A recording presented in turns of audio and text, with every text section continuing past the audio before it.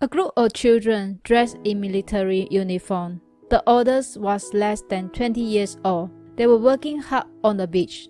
10 young German prisoners were sent to the west coast to be trained to use their bare hands to remove the 45,000 mines that the Germans had buried in the sand during World War II. This movie was adapted from an actual historical event. Germans occupied Denmark from 1940 to 1945 and planted landmines to prevent invasions of Denmark's coastline. But these invasions did not happen. After the war ended, the Danish authorities used German prisoners of war to begin the massive clearing of mines. Every explosion was an exchange for life. The boys did not have dignity and they lived in fear. But everyone still worked very hard because they only had one wish: to return home after completing the task. Sergeant Ramos was responsible for assigning tasks to the boys. He hated the enemies. Their predecessors had buried and killed the people in the countries. He hated if he saw German soldiers. He wished to tear them into pieces. When Sergeant Ramos saw the boys for the first time, he could not stop yelling at them. He did a roll call. Among the 10 boys, there were twin brothers, Big Dan and Small Dan. The sergeant knew that he could not kill them, as he needed them to accomplish the task given by the authority. He said to the boys, if they could remove the 45,000 landmines, they could go home. According to the calculations, if they could remove 6 landmines per hour, that would only require them about 3 months to complete. The boys did not waste time, worked non-stop until the night. At night, the boys were hungry, but they were told that there would not be any food for them. The boys could only sleep at night in hunger. Kawa was too hungry. He climbed out the window at midnight and stole some food from his neighbor's farm. He also brought back some for all his buddies. In the morning, the twin younger brother, Small Dan, had a fever and vomited. Big Dan asked Sergeant Ramos for permission to let his younger brother rest for an hour, but it got rejected immediately. The sergeant thought that prisoners of war did not need to rest. Another helmet boy had the same symptom as Small Dan. He found a mine and was about to pull the lead, but he started vomiting. As he lost concentration, he pulled the long lead, causing an explosion. The helmet boy injured severely. The leader and twin brothers carried him to a side, calling for help. The helmet boy yelled in pain, calling his mother, saying that he wanted to go home. The farm lady who saw the scene closed the door, while Sergeant Ramos gave the helmet boy an injection of painkiller. As a result, the helmet boy stopped crying and was sent to the hospital. Soon, all the boys showed symptoms of fever and vomiting. Kawa admitted he stole the food from the farm as they were too hungry. Sergeant Ramos went to see the neighbor on the farm. The lady farmer said that the boys could have mistaken the mouse feces as food. At this moment, the lady farmer had a smug smile. Sergeant Ramos began to reflect if he had ill-treated the boys. He decided to treat them better.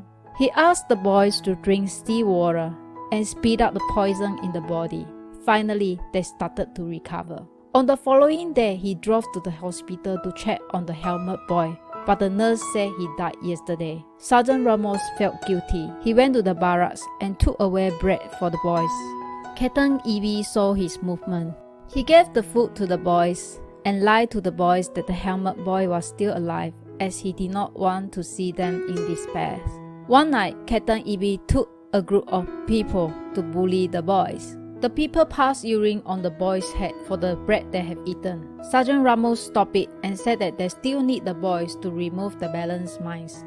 Captain Evie warned Sergeant Ramos for what he had done and reminded him not to be soft-hearted to the boys. On the next day, the boys continued to work. The leader found interconnected mines. Based on his experience, they could not remove the interconnected mines one by one. He shouted at everyone, asking them to stop. As the distance was so far, Big Dan did not hear it. Small Dan ran over to find his brother, but he can't see him anymore. He cried out loud and became emotionally unstable. The sergeant gave him an injection and put him to sleep. Sergeant Ramos' heart had never hurt so much. He fell into reflection again. He no longer locked the boys at night, as he wanted to see them free. He ran to barracks again, quietly get more food for them. He played football with them, organized races for them on the beach.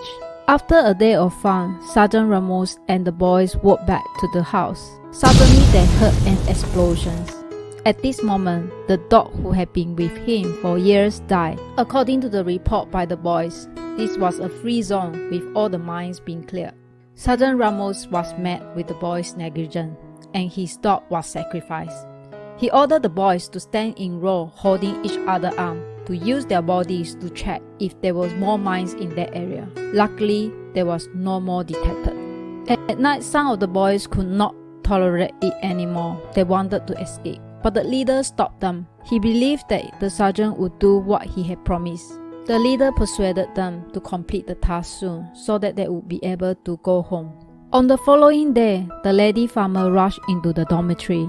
Her daughter walked into the mine area and she needed help this time. The kind boys did not hesitate.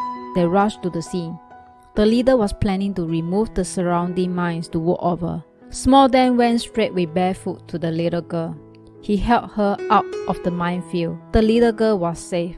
Small Dan went back to the minefield without looking back. He could no longer stand the world without his brother. Another person died in the explosions. People who stay on need to continue with the mine removal task.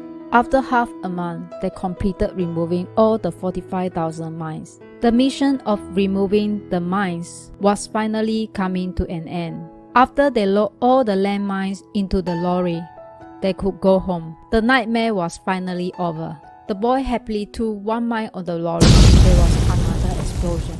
Tragedy were always caught off guard. Of the original 10 people, only 4 are left. Captain Evie have given the instructions for the boys to stay. As they already have experience of removing mines, they will be sent to a piece of coastline to remove another 72,000 mines. Sergeant Ramos pleaded to release the boys, but the request was not being approved. People did not pay sympathy to the descendants of their enemies. The balanced 4 people got into the truck, not knowing the intention of the authorities' plan. Sergeant Ramos drove them to near the German borders, and he asked them to run for freedom. Although Sergeant Ramos violated the organization, he was following the calling in his heart. He wanted to release them as promised for what they had done. He killed the hatred in his heart, as he did not want to take war as a reason to deprive lives. Sergeant Ramos felt relief after the boys ran for freedom. Well, that's all my story today. If you like my video, please subscribe. Until next time, bye!